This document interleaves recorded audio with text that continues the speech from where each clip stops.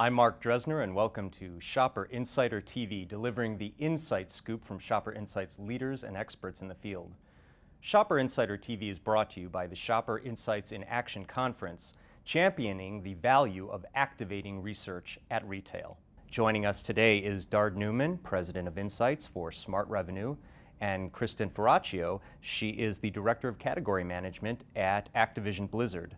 Thank you for joining us, folks. Let's dive right in with you, Dard. You've completed together some very interesting research into gaming and shopping in the gaming category. What did you learn about path to purchase?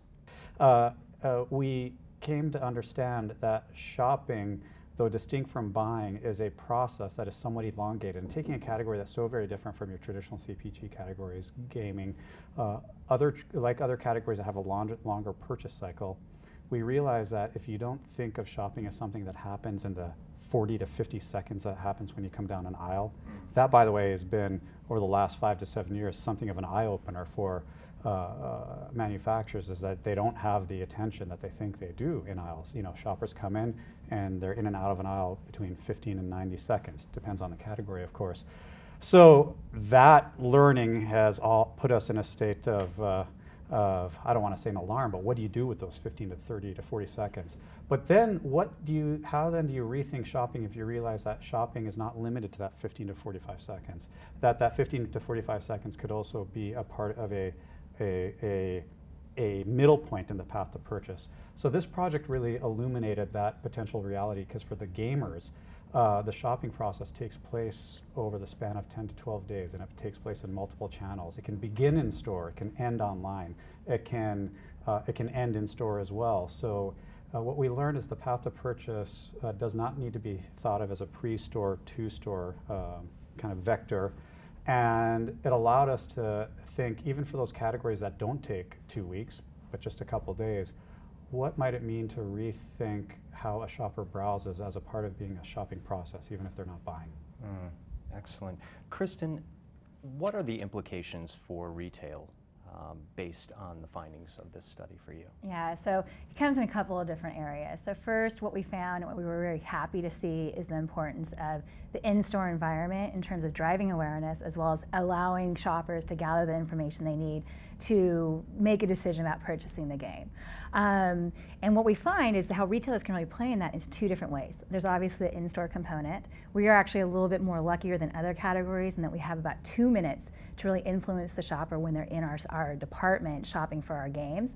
But in that 2 minutes, you have to convey a lot of information to really justify the price of the video game. But what we're telling our retailers is helping them develop those multi-channel retail segments where they can start using the online to help communicate the message to their shoppers as well. Because what we find from the study is that the shoppers are going online to research, and they can be part of that research process, and then also use as an opportunity really to trigger that purchase, whether it's online and they deliver it to the shopper's doorstep, or the shopper comes and picks it up in the store. So that's a key finding for our retailer partners. Excellent, excellent. Dard, you kind of touched on this, but I want to dive into it a little deeper. How might these learnings be applied outside of the gaming category? Oh, absolutely. First of all, if we think about browsing in a manner quite different from the way we've been thinking about it as present. When you think about, say, the car salesman, the story I was grown up with is the car salesman is not allowed to let the customer leave the lot without a sale, right? I mean, if they leave your real estate without a close, it's a failure.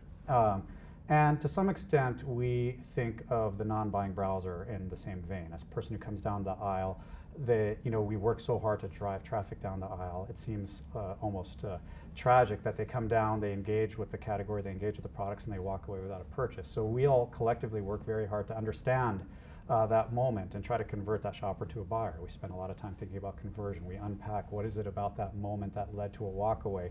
And what I shouldn't speak for everyone, but I will say in my experience, what we've somewhat downplayed is the person who said, "Oh, I was just shopping. I was just browsing. I didn't really need it today." And when we see that number be really high, we just sort of, put our hands on our head and realize, well, God, maybe we didn't have as much of a conversion opportunity as we thought. But if we now think of that behavior as something that's very real, and that shopper is actually participating in this arc that's not a 13 to 15 second arc, but now maybe a 2 or 3 day arc, what took place in that 15 to 45 seconds that might have an impact when they do decide to make the purchase?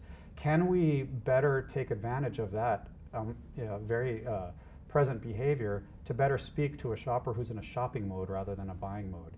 What does it mean to rethink, not 100% of the real store space, of course, but some of the real store space to cater towards shopping/browsing and not just the clothes?